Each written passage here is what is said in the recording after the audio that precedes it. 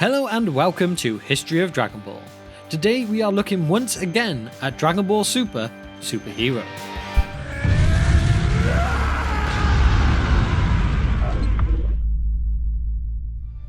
Okay, so it has been nearly 3 weeks now, but I am officially back. I've had my time in Dubai, I've had my time in Paris, I've had my time just being busy for work, but now it is time to come back and create some more Dragon Ball content for you all. So I thought after this little break, I would come back with having a look at what has happened with Dragon Ball Super Superhero during my absence. Now, one of the main things that I really want to get across today is that we actually have a rough release date for the English dubbed version of this movie.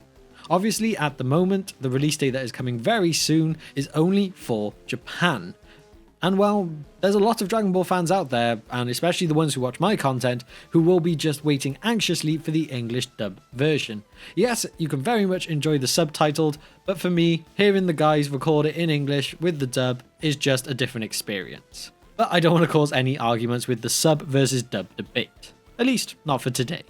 So anyway, they have released that the plan for the English dub is to come out in the summer of 2022. So, in other words, hopefully not very long at all. Yes, it might be a few months, and the majority of us will probably end up watching the subtitled version first, but it means that we don't have to wait too long to hear it in the English dub as well.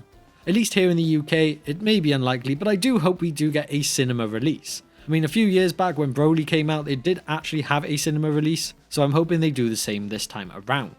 But I'd love to know from all of you, from whatever country you are from, do you know, will it get released in the cinema where you are? And if it is, will you be going to watch it, or will you just wait for the streaming services?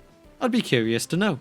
After all the delays and hacks, it is crazy to think that we are actually now getting so close to that June 11th date where it will first be released. We will finally get to see if all those rumours, all those fan theories, all those little hints and snippets that we tried to make so much of, if any of them turn out to be at all true. Will we really see Cell? Will we really see Android 21? Or will it be something completely different that nobody even slightly imagined?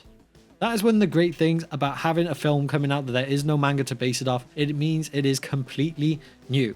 Now, I will admit, I would love more to see them actually adapt the manga of the Moro saga, because I feel like Moro was just an incredible villain, and to see him on screen would be so good. But at the same time, I'm just happy to be getting any Dragon Ball content. Yes, this may not have been top of my list on what I may or may not have wanted to see, but I am more than willing to let it surprise me. So, we haven't got long to wait now. And then just the other little thing to address is the little rumour we had released, and this was labelled as a rumour for Superhero, where it says, Gohan stands up with Piccolo to save his beloved daughter Pan in order to defeat the powerful enemies. Gohan unleashes his latent potential and becomes the strongest warrior. Rumours from SH, they say this is the strongest and ultimate form in Gohan's history. So, is this saying that even though Gohan has forgotten the original ultimate form and how to really tap into it, he will not just rediscover what he once had, he will go another step beyond.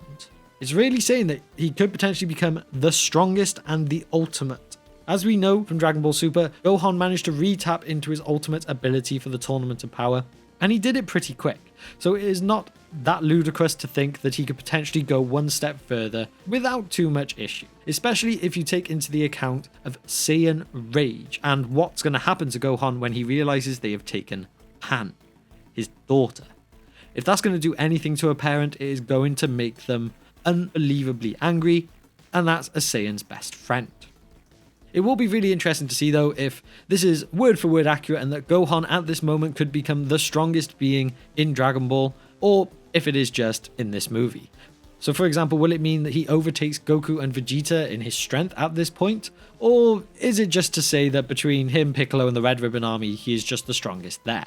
Either way, even if he does overtake Goku and Vegeta, I can't see it staying that way for long. After all, we've got many more stories to still visit. But that is really everything for the moment. We are only a couple of weeks away from the movie release, and I cannot wait to see it. Once the movie comes out, I will of course try and see it as soon as humanly possible, give you all a, well, spoiler-free and spoiler-filled reviews, and hopefully they will both be full of good things to say. But as we end here, I'm just going to ask all of you, let me know in the comments below, how excited are you for the new movie to come out? Now that it is approaching so close, are you still feeling a bit meh about the entire thing, or are you actually really excited now, really just because we're getting some new Dragon Ball content? I'd love to know what you think.